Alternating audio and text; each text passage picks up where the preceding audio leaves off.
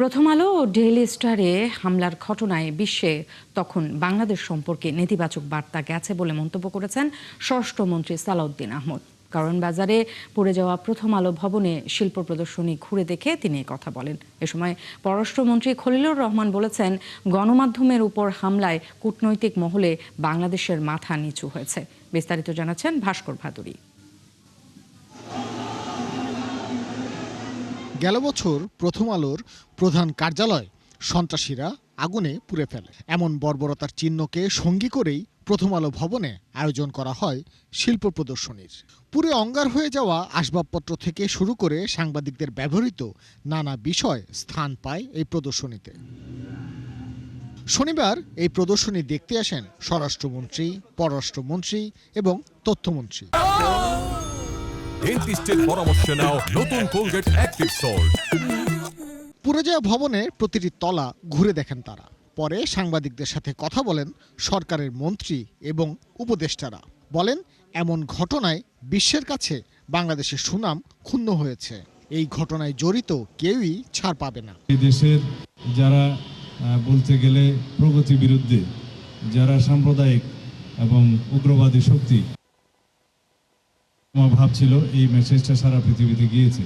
তা আমরা এর দৃষ্টান্তমূলক বিচারের মধ্য দিয়ে সারা পৃথিবীকে তার একটা মেসেজ, উল্টো মেসেজ দেব না, এইরকম কর্ম করে বাংলাদেশের অগ্রগতি, প্রগতি এবং সমাজের অগ্রযাত্রাকে থামাতে পারবে না।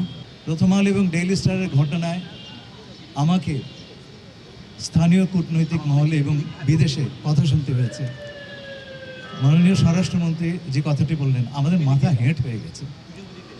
আমরা আজকে একটা প্রতিজ্ঞা করতে পারি যে এই ধরনের ঘটনা আমাদের দেশে আর ঘটবে না। এই মানুষ ছিলেন ডেইলি স্টারে, অনেক মানুষ আটকা পড়েছিলেন। এইরকম কোনো কিছু কনসেপ্ট বাংলাদেশে তৈরি করার চেষ্টা কেউ যদি করে, তার বিরুদ্ধে নাগরিকদের দাঁড়ানো উচিত বলে আমরা মনে করি। স্বরাষ্ট্রমন্ত্রী ও পররাষ্ট্রমন্ত্রীর পর প্রথম আলো কার্যালয় পরিদর্শনে আসেন তথ্যমন্ত্রী জহিরুদ্দিন স্বপন। পরিদর্শন শেষে তিনি বলেন, সভ্যতা বিরোধী শক্তিই এমন ধ্বংসযজ্ঞের পেছনে কাজ করেছে।